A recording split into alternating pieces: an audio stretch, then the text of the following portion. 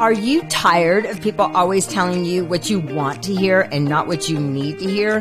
Me too. Are you ready to actually do something about it?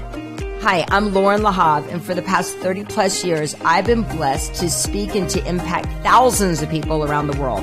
I've shared the stage with the world's top thought leaders, including Barbara Walters, Tony Robbins, Barbara Corcoran, and Gary Vaynerchuk. I'm also a personal development, lifestyle, and business coach, event producer, and entrepreneur with businesses in over 25 countries. I'm a wife and a proud mama to 3 and a bonus mom to 1. Trust me when I tell you, it took me many years of buying into my old story of I'm not enough and lots of grit to finally let go of the BS. So I understand firsthand what it means and what it took. They don't call it the school of hard knocks for nothing. This podcast is my way of breaking down the BS filters of what we say, what we do, and how we interact with others. I will be sharing what worked for me, yet more importantly, what didn't work for me. This is a no fluff podcast where we will address real life issues that seem to surface when you least expect it, relationship conflict and breakdowns, and real solutions. I will share from my life experiences and those of other everyday heroes, as well as the world's top experts, are all here to help you grow through the process of letting go and finally expressing your true voice, who you are and what you stand for. In a world of political correctness and living our lives on social media, it's hard to know what is real. And are you taking in so much information but not applying what you've learned? In my life, I always look to the people who understand what I'm going through and are willing to get honest and forthcoming with me to help me grow through these challenges. Trust me, I've had them all, and I'm going to take the time to be as real as possible and get to solutions. I've had financial issues, parenting issues, marriage issues, emotional issues. You know, the list goes on. I've learned from my challenges, I've grown from them, and continue to learn from them. I see them now as opportunities. With this podcast, we're going to tune up our lives. I'll be your cup of espresso to get you through whatever you're going through in your life that's holding you back, to give you that confidence and trust of knowing someone is there to help and guide you, yet you have to do the work. So strap in, hang on tight, and let's get real. Okay, I couldn't be more excited to be doing this. As you know, Lucy, I could be talking to you for 100 hours. So welcome back. It's so great to have you here. I've missed you. I get so excited when I got to see you for those couple minutes when you guys were here in Las Vegas, and even more excited to have you as part of the Own Your Worth event because I've met a lot of people in my life, and I know you've met a lot of people in your life, and your elegance and grace and knowingness is, I think, exactly what the world needs right now. So thank you so much. We were talking before the show about so much. I'm like, hang on. Let's just get to it. Because I think there's so much beautiful magic. And, what I was saying before to a couple of people is everybody that is coming to be a part of this are people that I know walk their talk, right? I mean, we've seen, correct. We've all seen so many things. It's like, are they really living it?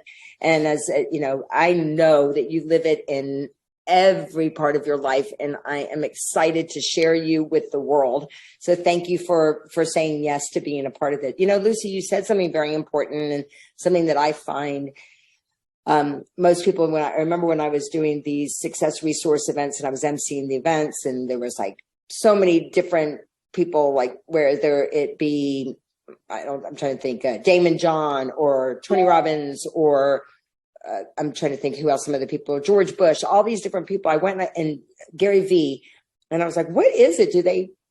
Successful people just in life, like, what is it? And everybody, like you said, is that they start their day with a morning something, right? Correct. Can you talk a little bit about that for you, what that means to you of starting your day strong? Well, for me, what really got to me was when I was at the hype of, everything, so much pressure between my children, the schools, the work, the staff, my philanthropy, so much agenda, so tight, and you're constantly rushing, trying to I would say, fix everybody else's problems, right? You end up being burned out. And then I thought, no, this is not working, because I feel that every week after week, by the time it hits Friday, my body's going to crash. I'm only sleeping 5 to 6 hours, maybe 5 hours if I get really lucky about waking up twice. And I said, okay, so you know what? No, I need to take care of myself in order to take care of others. If I am happier within myself and I have more a vision of what I want or what I want for my children, for my family, for my surroundings to be, then I'll be actually more as an enthusiast to actually start my agenda on a daily basis, but also like a checklist. Yep. And not running around and then say, oh, I forgot this and I forgot that. And, oh, I wanted to do this. And then out of the blue, 6 months happen. A year happens and you still have the list from your resolution from 2 years ago. Like you still have not accomplished. Right. Because you just simply never took time for yourself, right? But for everybody else, you're there. So I always call that it's a guilt trip, It's like we need to get rid of this guilt trip, especially being a mom and always trying to be there for them as well. But in my case, as I'm a mom and dad, I have to be there for them and I have to be there for others and also for my parents. You carry so many cards. Yep. So I learned very early that if things were not going to make you happy, if you were not going to be feeling comfortable, respected, emotionally, spiritually, then why should I be there? Why should I be standing there? And after I learned that, I just took my time to say every morning, and I still do this today, around 7 o'clock in the morning, after I wake up at 6:30, I take a walk for half an hour. If I'm here in Dominican Republic, if I'm in the UK, I just sit still in one of my rooms for half an hour and I plan my day out and I say, today I need to do A, B, C, and D. Or, today I am mindless. I'm not going to think about anything else, but I'm just going to put my feet up and I'm going to enjoy my sip of coffee. Or even if you drink tea or if you drink canarino, whatever it is where you go to in the morning, is taking that half an hour and savoring it and telling yourself what is good for your own being. And then start the day fresh with your checklist, with what you want to do. But you will realize that you're waking up without a rush. You're waking up and you're dedicating that time for yourself. And that is so important. Then throughout the day, like around 4 or 5 in the afternoon, I have another cup and I do the same thing again. It's that half an hour with me. What else did I, did not do today? Or, do I have to write a note? Do I have to write a quote? Do I have to just eat a piece of cake that I want to eat for myself? Before I place it in the kitchen, and by the time I get in for dinner, it's gone, right? But like you said, though, you cherish that too, though. Like I think that you cherish that. I just had Stacey McCarthy on, she's amazing. She's in her 60s and she's done yoga for the past 40 years. And she goes, it's my mat. Like I go to my mat because that's where I get myself centered. It's not about doing yoga. It's about getting herself grounded. For me, it's like I wake up every day and I say, today is going to be the best day of my life again. And I learned I want to just share this with you. I don't want to kind of give it away, but remember when you did the virtual Badass and Beautiful event and someone challenged you on something and you said something like, well, it could be worse.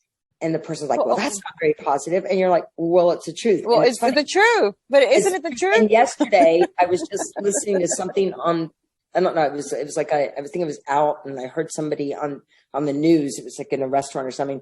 And the guy was actually saying that he said, it could be worse. I'm like, Lucy, but I love that because sometimes we don't have so much appreciation for all the wonderful things in our life. And that pause gives us that opportunity to really reflect and really to, like you said, create that vision. And the one thing I always hear, Lucy, over the past 33 years, I know you hear it all the time as well, is that, you hear women say that they're tired, that, like you said, they're burnt out. And they're burnt out. Yes. And that every time though, if you go back and ask them, most of them will say they don't do the things that are really going to fill them up, like that 30-minute pause. And it sounds as very much of a non-negotiable for you. I think completely. For me, it's non-negotiable. It's like, I need that morning. Yeah. I just need it for myself. And actually for myself and for my whole family, because the better I am, the better they would be, right? The happier I am, the more active I will be for them and enthusiastic to have them and to resolve problems. And even just for your own core. It could just be that own, it could be 10 minutes, it could be half an hour, whatever fulfills you. But it's more to have that time with yourself. I think we are also bound to never speaking, the untold truth, what is negative. And it's like, if we are going to go to these workshops, if we want to go to these, hear a word even from a friend, where, it's not allowed to be a constructive criticism. We get upset, or we don't want to hear the bad news. No, life is not about that. And what I was saying in that moment when we had that conversation was, if you receive a bad news today, what I tend to do, which has been my coping mechanism, as I act really well under pressure, and I only knew this through experiences, right? Because you will only know this through your experiences, life experiences, is that whenever there's a very bad situation, whatever the worst it can be, I always think about, okay, so what could be worse? And when I think about that, then I'm grateful for what has happened and what can I do to better that situation, either because I have the tools for it or because I know who to call, what to do, and how to move on and make it a better situation. So, not everything can be perfect, because it is not. And not everything is positive because it is not. Those were two great questions. Those were two great questions. And I've got goosebumps right now as you said that, because you said, what could be worse? And you said, what can I do to better that situation, or who can I call? And that's really another reason why this, for me, doing this is so important. You and I talked about this 2.5 years ago. We were correct. Yes, of course. We're making all our plans, all our vision boards, about to start. I had just launched Conversation Loves. It was doing so well. And then boom, hit us COVID. Again, I took a pause. Everybody's telling me you should do it virtual. You have such an audience. I said, no, I like my audience live. I want the human factor. I want to know your story. But right now, my brother is going through a situation. My dad is in intensive care. COVID has hit. It's telling me to take a pause. Yep. So that's another beautiful thing as well, right? Really listening to what feels right for you. So what do you do? Because I think that's a big thing for women as well. They feel, like you said, the guilt that they need to keep going. That what did that pause do? What would you say to women about how to follow that pause? Even though the world's saying to you, you should do a virtual, you should do it this and that. Like you said, what do you do to follow that pause? Well, within that pause, what you realize is, okay, what is most important for you? Where do you want to go from this? So do I do one virtual today and then not do one in the next, 2 months when I'm scheduled to do one every 4 weeks? So if I'm going to mastermind and do something, I have to do it where I am great at it and not average. Yeah. And for that, I need to take my time and understand my situation where I was at the moment, which most of us did throughout COVID. And also, the unthinkable or the unpredictable. COVID changed so many people's lives. Yeah. So many people who were having agendas, and then all of a sudden now, they actually are divorced, or they're remarried, or they have a new child. They change jobs, and now they're working from home. It's been a lot of changes. And even within those changes, taking it all in and then deciding now what is good for you, what is good for your family. We relocated, even though I'm still based out of the UK, but we relocated to Florida for my eldest school. And, in 1 year's time, he won't be there. My little one in 3 years' time won't be there. So again, it's about understanding now, what would you want to do? And I believe so that pause does allow me to explore that and to say, today, if I was here, what would I do? And tomorrow morning, what if I change my mind? Or start writing your vision board and realizing 6 months later, when you look back at it and say, what was I thinking in that moment? I don't want to do this. Yeah.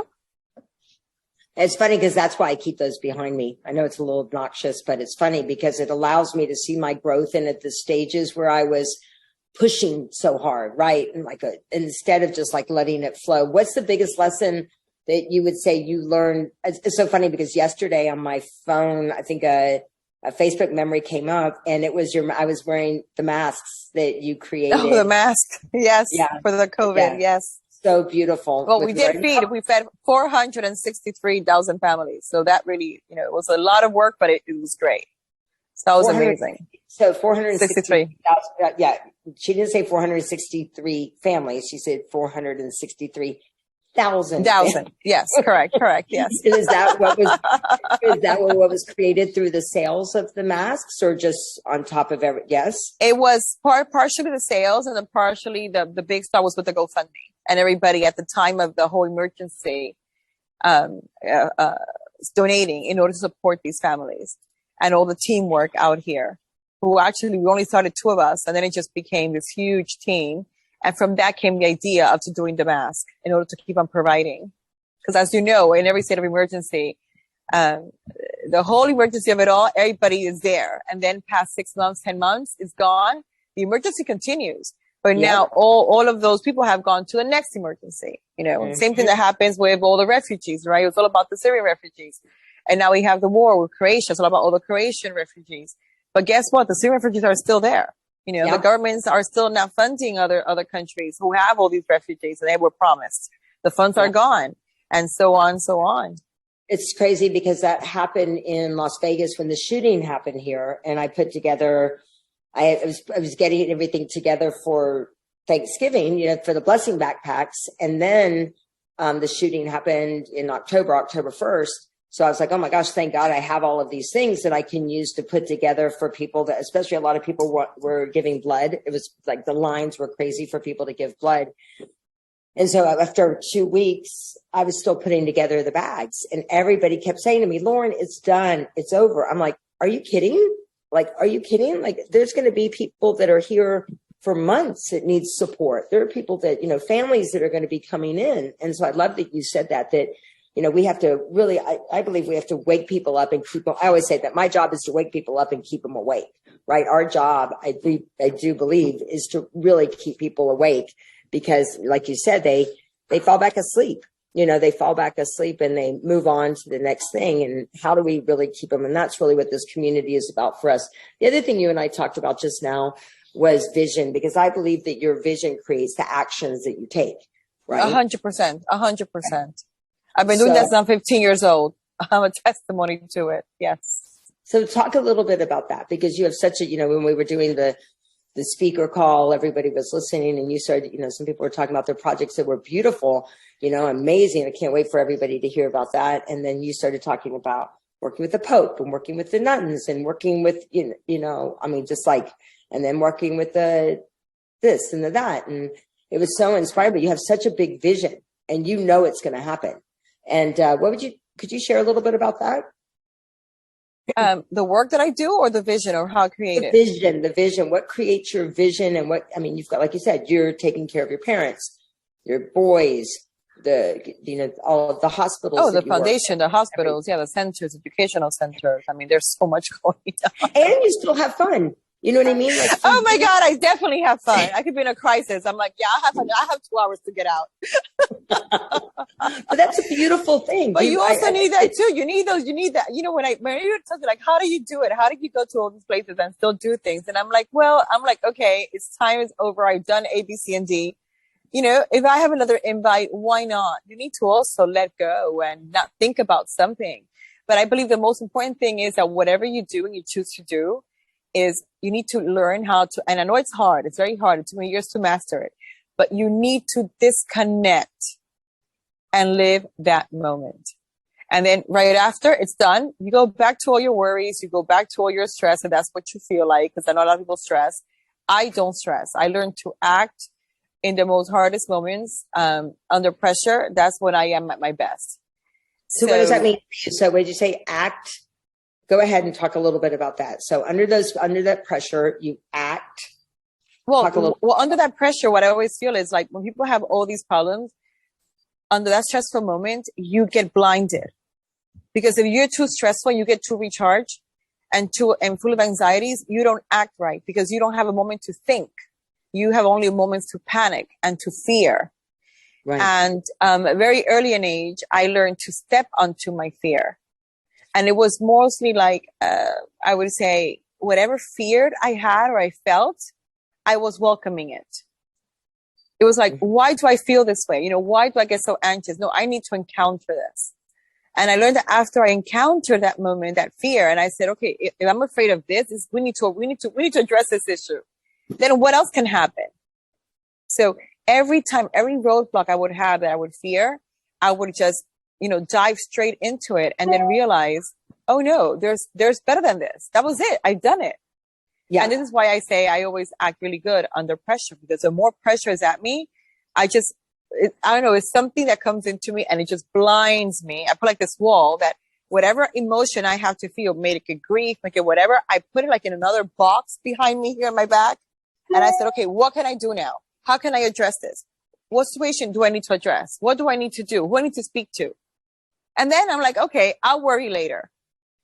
So right. I'm not a worrier. It's more of and the worry never comes up. It. I've never I've never seen the worry like you said, like you have so many resources now and you become so resourceful because you've like taken it on, right? It's kind of like you dance with the fear if you completely, right. Don't go there. Oh yeah, I'm already there. It's like amazing. So let's talk a little bit about, you're going to be speaking at the Own Your Worth event, and what is it why do you think people need to come there, and what you're going to share with them that's going to, I know that I've already got 4 pages of notes as we're sitting here on this, this podcast right now. I've already got 4 pages of notes, but what is it why do you think that everybody needs to be a part of this, and what you want them to learn when they hear you at the event? What I would really love is for all women to actually listen to a real woman, not women who are programmed, who are taught to train to tell you what you want to hear. But I would like you to come over and see real issues, real factors, from bankruptcy to widowing, like in my case, to mothers who are coping as mothers and fathers.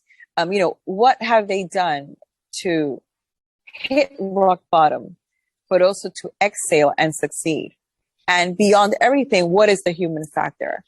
I've been going to so many seminars, summits throughout the years, and every time I go, it's like a whole panel of people discussing, why they are at the top. I don't want to hear the top. I want to hear, how did you get there? What is it within this masquerade that you're this amazing CEO, but what really happens in your life? What really is happening, to your children, to you, to your health? What is your story? How many times did you actually fall and then you rise and you made it, what molded you to become the person you are today? And I think within what we are trying to showcase here through you, Loren, with all your friends, is that together we are so many different women, but at the end of the day, we are all the same woman, because we all fear, we all care, we all love, we all have losses, we all nurture, we are caretakers. We're all responsible. And at the end of the day, all we want is the best for all of us surrounding us, from our families, our friends. But even beyond that, we want to be emotionally stable, financially stable. We want to educate our children to be better persons of this world, be socially more responsible. And we can hear that from each other and understand each other without judgment, but taking what is the best from each other, you're in the road of creating your own vision. Oh my gosh. Lucy, I am so grateful that God brought you into my life. I am beyond grateful. You're an amazing woman, and amazing, like you said, when we want people, that's exactly what the outcome is. Like you said, real women that are here sharing what that they've been through and some of the challenges, how many times they fell. Like you said, I've fallen a lot, but we got back up, right? How many times we've fallen, but we and that molds us. It molds us to be a better version of what we have done. Yep. And that it's okay to fail. And actually it's okay to fail and learn from that failure. Don't move on from it. Once you're there in that rock bottom, that's when you are at your most brutal. That's when you need to understand, why did this happen? But also, what have I learned from this? Yep. And take that lesson, because that lesson is the one that's going to push you on to the next one. So when it comes your way, you're like, oh, hold on a minute. I've been here. Just bring it on. Yep. It's not going to take you by surprise. What will surprise you is how fast you're going to react on it and how fast you're going to get over it. Yep. I love it. I'm really excited. How can people find out more about how to get involved with some of your non-for-profits? You guys heard, I didn't say just one non-for-profit, but how can they're going to find everything about it, because we're going to send you the whole listing on that day and even before. And also through my page, we were going to start promoting your event or our event. And we're going to start communicating everything with the relaunch of the website, everything else. I took a very big, even though I still help, I took a very big pause from any social media when it came to the foundation, because the help just kept on going. And again, as I say, I need to live the moment. Like I was just in Istanbul recently, and not even 2 weeks ago, and, visiting one of these refugee camps. There was a kamikaze 10 minutes away. And it's like, okay, we're back. The world is back. I'm like, okay, so what do you do out of this? You were blessed to be there, and now you're more blessed that you're home. Yeah. And, again, learning each day and being present each day. I love it. Well, thank you so much. Wishing you a beautiful holiday with your family. And I am so excited to create with you and be there for you and support however I can. I'm coming down the Dominican. I'm coming. You should definitely come out here. It's so beautiful. But I will definitely have another conversation for you for January, and we can get more things together. I'll send you the whole vision board for you to adapt to our program for that day. But I also will send you all the new links and everything else that we can all promote together. And that'll be great. How awesome was today? Make sure you subscribe to the podcast and invite your friends to join as well. I'm here for you with fabulous content, great guests, and lots of giveaways. To learn more of how I have taken what I've learned, applied it to my life, helped others find their true voice, text TRUE to 26786, which will give you my top tune-ups and a complimentary 15-minute discovery call with one of our coaches. And remember, keep in touch with me on Instagram at I am Loren Lahav, Facebook Loren Lahav Official, Clubhouse Loren Lahav. Make sure you text TRUE, TRUE, to 26786. Text TRUE, TRUE, to 26786. And remember to always stay true to the amazing person you are.